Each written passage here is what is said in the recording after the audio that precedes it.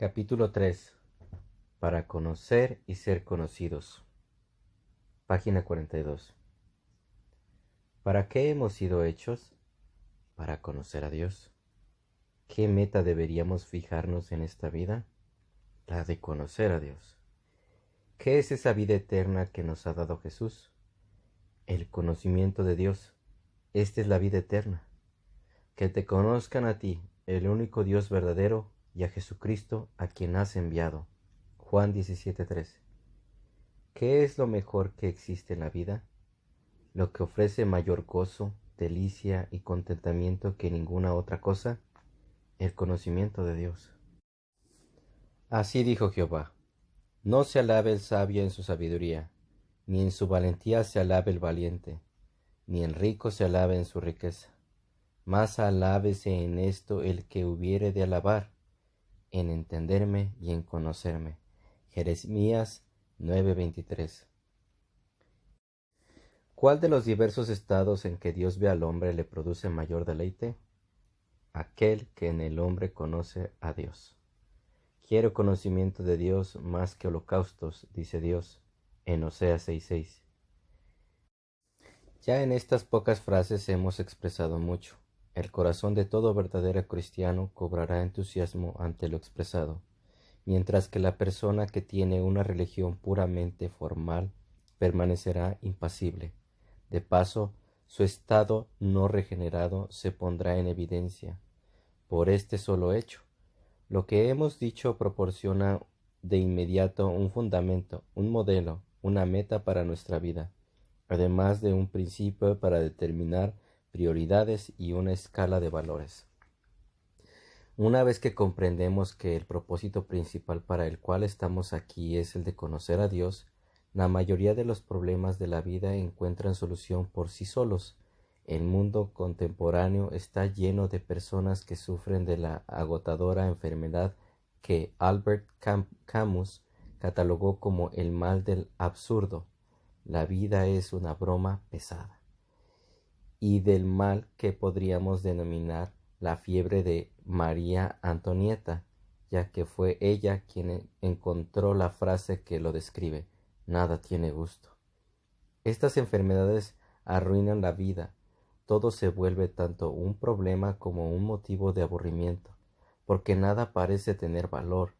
Pero el parásito del absurdismo y la fiebre de Antonieta son males de lo que, por su misma naturaleza, los cristianos están inmunes, excepto cuando sobrevienen periodos ocasionales de malestar, cuando el poder de la tentación comprime y distorsiona la mente. Pero tales periodos, por la gracia de Dios, no duran mucho.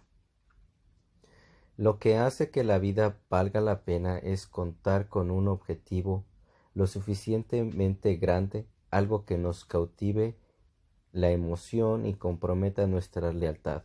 Y esto es justo lo que tiene el cristiano de un modo que no tiene ningún hombre, porque ¿qué meta más elevada, más exaltada y más arrolladora puede haber que la de conocer a Dios? Desde otro punto de vista, sin embargo, todavía no es mucho lo que hemos dicho. Cuando hablamos de conocer a Dios, hacemos uso de una fórmula verbal, y las fórmulas verbales son como cheques, no valen para nada a menos que sepamos cómo cobrarlos. ¿De qué estamos hablando cuando usamos la frase conocer a Dios? ¿De algún tipo de emoción, de estremecimiento que nos recorre la espalda, de una sensación etérea, nebulosa, propia de los sueños, de sensaciones alucinantes y excitantes como las que buscan los drogadictos? ¿Qué es lo que ocurre? ¿Se oye algo? ¿Se ven visiones? ¿Es que una serie de pensamientos extraños invaden la mente? ¿De qué se trata? Dichas cuestiones merecen consideración, especialmente porque, según las Escrituras, se trata de un área en que es fácil engañarse. Es que puede llegar a pensarse que se conoce a Dios cuando en realidad no es así. Lanzamos por tanto la siguiente pregunta: qué clase de actividad o acontecimiento es el que puede acertadamente describirse como conocer a Dios. Lo que implica conocer a Dios. Para comenzar, está claro que conocer a Dios es necesariamente una cuestión más compleja que la de conocer a otro hombre. Del mismo modo que conocer al vecino resulta más complejo que conocer una cosa, un libro o un idioma. Cuanto más complejo sea el objeto, tanto más complejo resulta conocerlo. El conocimiento de un objeto abstracto, como la lengua, se obtiene mediante el estudio. El conocimiento de algo inanimado, como una montaña o un museo, se obtiene mediante la inspección y la exploración. Estas actividades, si bien exigen mucho esfuerzo concentrado, son relativamente fáciles de descubrir, pero cuando se trata de cosas vivientes, conocerlas se torna bastante más complicado. No se llega a conocer un organismo viviente hasta tanto no se conozca la forma en que puede reaccionar y comportarse bajo diversas circunstancias específicas, y no simplemente conociendo su historia pasada. La persona que dice yo conozco a este caballo, en general quiere decir no solo lo que ha visto antes, aunque por la forma en que he empleado las palabras, bien podría querer decir esto solamente. Sin embargo, es más probable que quiera decir sé cómo se comporta y puede decirle cómo debe tratarlo. El conocimiento de esta clase solo se obtiene mediante una asociación previa con el animal, al haberlo visto en acción y al tratar de atenderlo y cabalgarlo uno mismo. En el caso de los seres humanos, la situación se complica más todavía, por el hecho de que, a diferencia de los caballos, tienen la posibilidad de ocultar y abstenerse de mostrar a los demás todo lo que anida en su interior. En pocos días se puede llegar a conocer a un caballo en forma completa, pero es posible pasar meses y hasta años en compañía de otra persona y a pesar de ello tener que decir al final, en realidad no lo conozco en absoluto. Reconocemos grados de conocimiento de nuestros semejantes. Decimos que los conocemos bien, no muy bien, lo suficiente como para saludarnos íntimamente o tal vez a la perfección, según el grado de franqueza que han manifestado hacia nosotros. De manera que la calidad y la profundidad de nuestro conocimiento de los demás depende más que de ellos de que de nosotros. El que los conozcamos depende más directamente de que nos permitan que los conozcamos que de nuestros intentos para llegar a hacerlo. Cuando nos encontramos, la parte nuestra consiste en prestarles atención y demostrar interés hacia ellos, mostrar buena voluntad y sincerarnos amistosamente. A partir de este momento, sin embargo, son ellos, no nosotros, los que deciden si los vamos a conocer o no. Imaginemos que nos van a presentar a una persona que consideramos superior a nosotros, ya sea en rango, en distinción intelectual, en capacidad profesional, en santidad personal o en algún otro sentido. Cuanto más conscientes estemos de nuestra propia inferioridad, tanto más sentimos que nuestra parte consiste en colocarnos a su disposición respetuosamente para que esta persona tome la iniciativa en la conversación. Pensamos en la posibilidad de un encuentro con el presidente o un ministro. Nos gustaría llegar a conocer a una persona tan encumbrada, pero nos damos cuenta perfectamente de que esto es algo que debe decidirlo dicha persona, no nosotros. Si se limita a las formalidades del caso, tal vez nos sintamos desilusionados, pero comprendemos que no nos podemos quejar. Después de todo, no teníamos derecho a reclamar su amistad.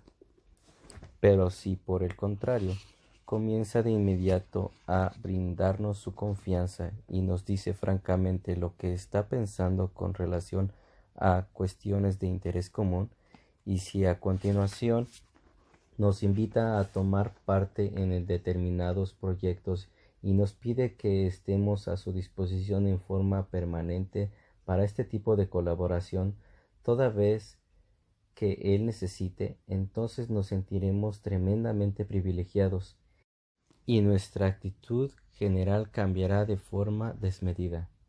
Si hasta entonces la vida nos parecía inútil y tediosa, ya no lo será más desde el momento en que esa gran personalidad nos cuenta entre sus colaboradores inmediatos.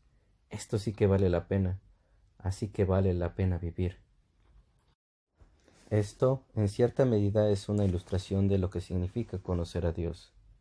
Con razón el Señor podía decir por medio de Jeremías: Alábese en esto el que se hubiere de alabar, en entenderme y conocerme. Jeremías 9:24. Porque el conocer a Dios equivale a tener una revelación que tiene el efecto de deleitar el corazón del hombre. Lo que ocurre es que el omnipotente Creador, Señor de los ejércitos, el gran Dios ante quien las naciones son como una gota de un balde, se le acerca y comienza a hablarle por medio de las palabras y las verdades de las sagradas escrituras. Quizás conoce la Biblia y la doctrina cristiana hace años, pero ellas no han significado nada para usted. Mas un día se despierta el hecho de que Dios le está hablando de veras a usted a través del mensaje bíblico. Mientras escucha lo que Dios le está diciendo, se siente humillado porque Dios le habla de su pecado, de su culpabilidad, de su debilidad, de su ceguera, de su necedad, y lo obliga a darse cuenta de que no tiene esperanza y que nada puede hacer hasta que le brota una exclamación pidiendo perdón. Pero esto no es todo. Llega a comprender mientras escucha que en realidad Dios le está abriendo el corazón, tratando de hacer amistad con usted, de involucrarlo como colega, en la expresión de Bart como socio de un pacto. Es algo realmente asombroso, pero es verdad. La relación en la que los seres humanos pecadores conocen a Dios es una relación en la que el Señor, por así decirlo, los toma a su servicio a fin de que en lo adelante sean colaboradores suyos. Véase 1 Corintios 3:9. Porque nosotros somos colaboradores de Dios, y vosotros sois labranza de Dios, edificio de Dios. Y amigos personales. La acción de Dios de sacar a José de la prisión para hacerlo primer ministro del faraón es un ejemplo de lo que hace con el cristiano. De ser prisionero de Satanás, se descubre súbitamente en una posición de confianza al servicio de Dios. De inmediato la vida se transforma. El que uno sea sirviente constituye motivo de vergüenza u orgullo según a quien se sirva. Son muchos los que han manifestado el orgullo que sentían de ser servidores personales de Sir Winston Churchill durante la Segunda Guerra Mundial.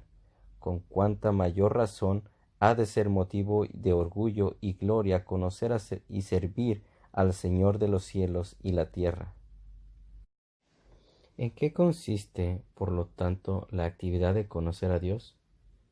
Reuniendo los diversos elementos que entran en juego en esta relación, como lo hemos embosado, podemos decir que el conocer a Dios comprende, primero, escuchar la palabra de Dios y aceptarla en la forma en que es interpretada por el Espíritu Santo, para aplicarla a uno mismo. Segundo, tomar nota de la naturaleza y el carácter de Dios, como nos los revela su palabra y sus obras. Tercero, aceptar sus invitaciones y hacer lo que Él manda. Y cuarto, conocer el amor que nos ha mostrado al acercarse a nosotros y al relacionarnos consigo en esa comunión divina. Conociendo a Jesús. La Biblia ilustra estas ideas esquemáticas valiéndose de figuras y analogías y diciéndonos que conocemos a Dios del modo en que el Hijo conoce al Padre, en que la mujer conoce a su esposo, en que el súbdito conoce a su rey, en que las ovejas conocen a su pastor. Estas son 4 analogías principales que se emplean. Estas 4 analogías indican una relación en la que el que conoce se siente como superior a aquel a quien conoce, y este último acepta la responsabilidad de ocuparse del bienestar del primero.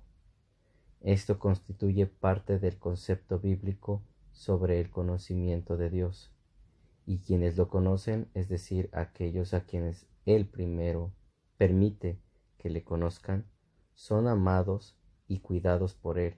Enseguida volvemos sobre esto. La Biblia agrega luego que conocemos a Dios de este modo solo mediante el conocimiento de Jesucristo, que es el mismo Dios manifestado en carne. ¿No me has conocido? El que me ha visto al Padre. Nadie viene al Padre sino por mí. Juan 14, 9 y 6. Es importante, por lo tanto, que tengamos bien claro en la mente lo que significa conocer a Jesucristo. Para sus discípulos terrenales, el conocer a Jesús se puede comparar directamente con el acto de conocer al personaje importante de nuestra ilustración. Los discípulos eran galileos del pueblo que no tenían por qué pensar que Jesús pudiera tener algún interés especial en ellos. Pero Jesús, el rabí, que hablaba con autoridad, el profeta que era más que profeta, el maestro que despertó en ellos admiración y devoción crecientes hasta que no pudieron menos que reconocer como su Dios, los buscó, los llamó a estar con él, formó con ellos su círculo íntimo y los reclutó como agentes suyos para declarar al mundo el reino de Dios. Estableció a 12 para que estuviesen con él y para enviarlos a predicar. Marcos 3:14.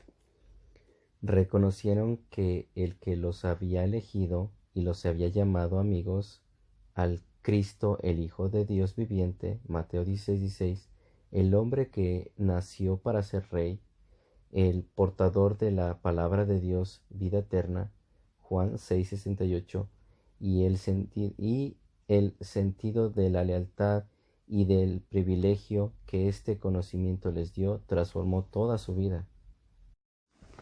Ahora bien, cuando el Nuevo Testamento nos dice que Jesucristo ha resucitado, una de las cosas que esto significa es que la víctima del Calvario se encuentra ahora, por así decirlo, libre y suelto, de manera que cualquier hombre que cualquier parte puede disfrutar del mismo tipo de relación con él que disfrutaron los discípulos y los días de su peregrinaje en la tierra.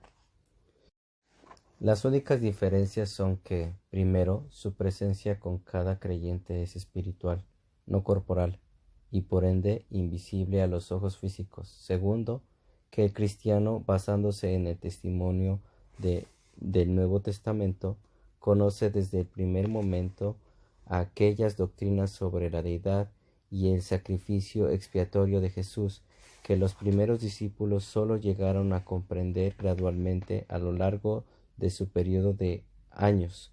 Y tercero, que el modo de hablarnos que tiene Jesús ahora no consiste en la emisión de palabras nuevas, sino en la aplicación de nuestra conciencia de las palabras suyas que están preservadas en los evangelios, juntamente con la totalidad del testimonio bíblico sobre su persona.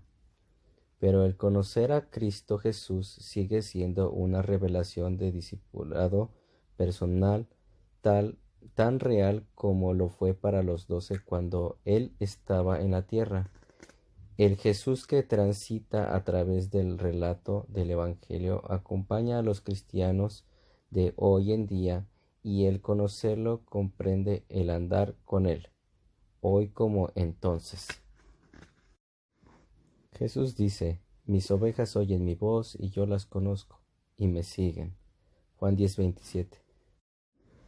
Su voz es lo que él afirma de sí mismo en su promesa, su llamado.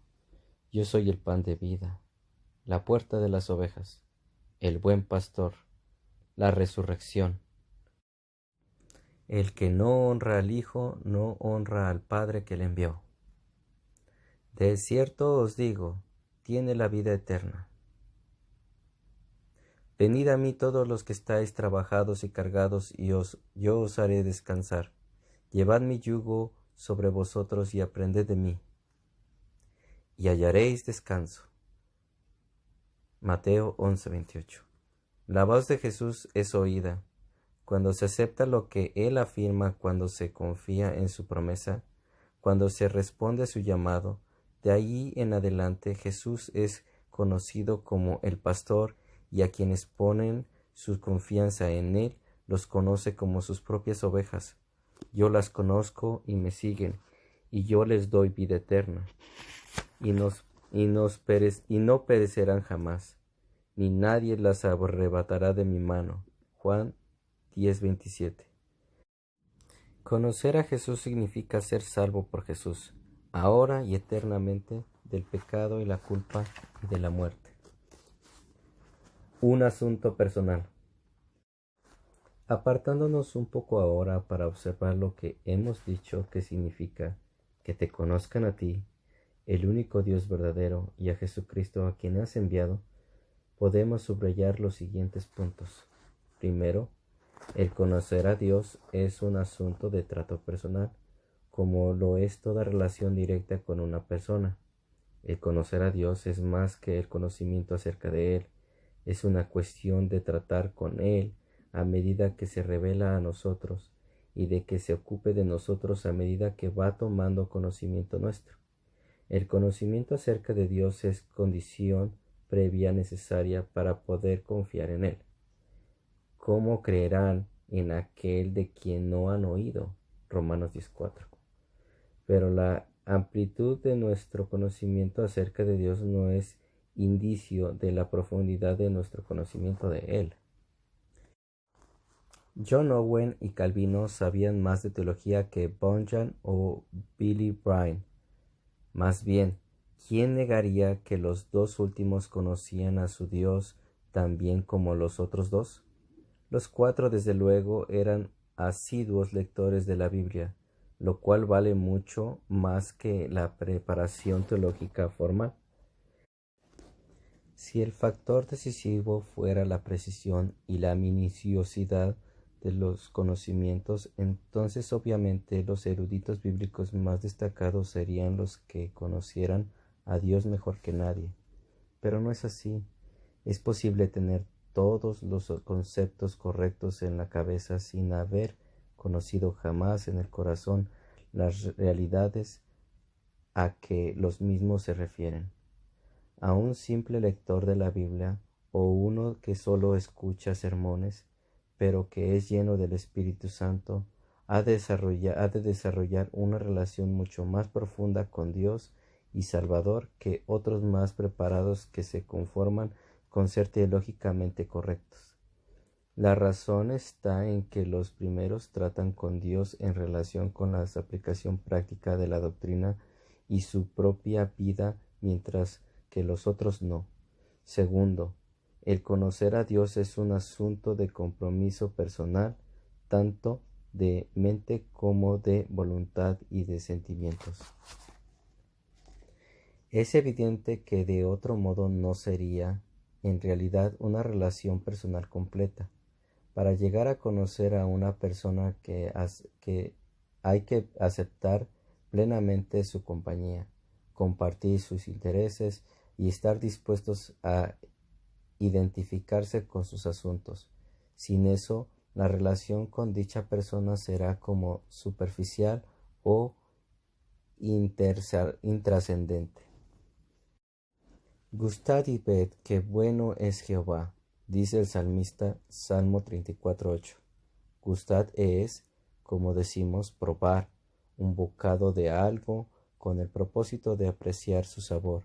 El plato que nos presentan puede parecer rico y puede venir con la recomendación del cocinero, pero no sabemos qué gusto tiene en realidad hasta que lo probamos.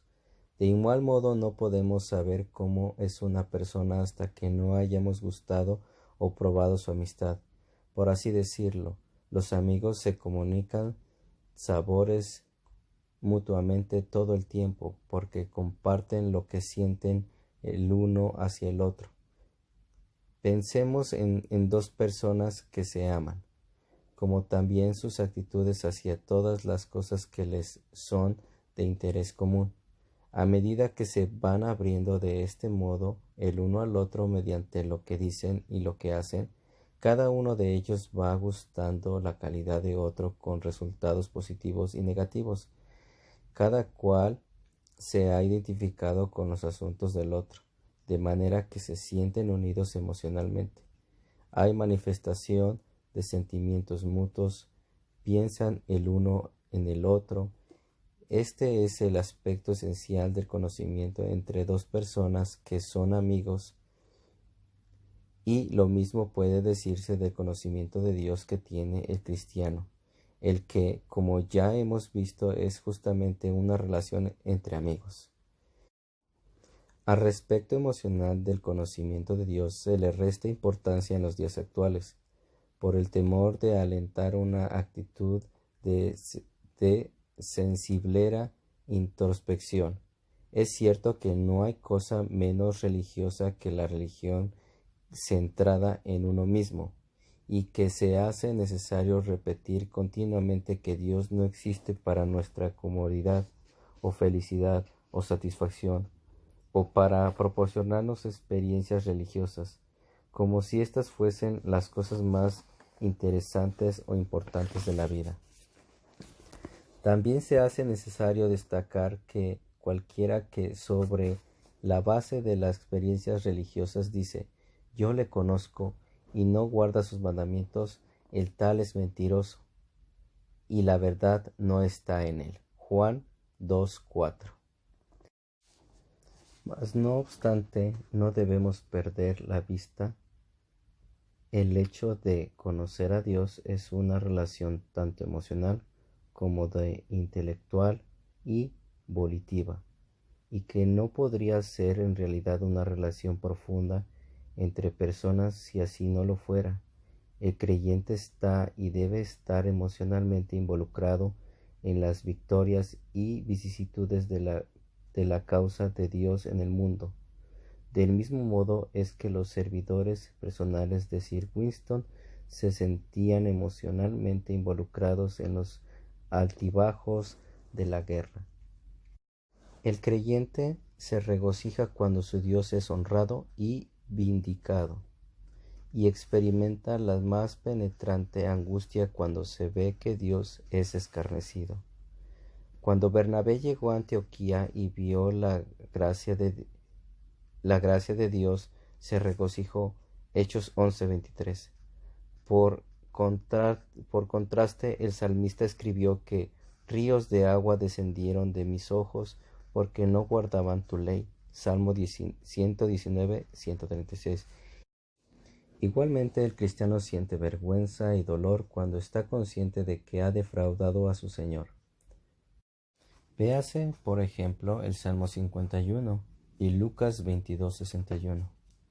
Y de tiempo en tiempo conoce el éxtasis del regocijo cuando Dios le hace ver de un modo o de otro la gloria del perdurable amor con que ha sido amado.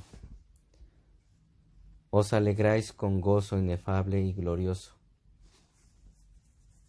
Primera de Pedro 1:8.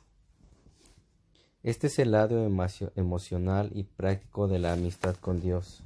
Ignorar este aspecto significa que, por verdaderos que sean los pensamientos que el hombre tenga sobre el Señor, en realidad no conoce aún al Dios en el cual está pensando. Luego, tercero, el conocer a Dios es un asunto de gracia, es una relación en la que la iniciativa parte invariablemente de Dios, como debe serlo, por cuanto Él está tan totalmente por encima de nosotros y por cuanto hemos perdido por completo todo derecho a su favor al haber pecado. No es que nosotros nos hagamos amigos de Dios, Él se hace amigo de nosotros, haciendo que lo conozcamos mediante el amor que nos manifiesta. Pablo expresa este concepto de la prioridad de la gracia en nuestro conocimiento de Dios cuando escribe a los Gálatas: ahora conociendo a Dios, o más bien siendo conocidos por Dios. Gálatas 4:9. Lo que surge de esta expresión final es que el apóstol entiende que la gracia vino primero y que sigue siendo el factor fundamental para la salvación de sus lectores. El que ellos conocieran a Dios era consecuencia del hecho de que Dios tomó conocimiento de ellos. Lo conocen por fe, porque primeramente Él los eligió por gracia. Conocer. Cuando se emplea con respecto a Dios de esta manera, es un vocablo que expresa gracia soberana, que indica que el Señor tomó la iniciativa de amar, elegir, redimir, llamar y preservar.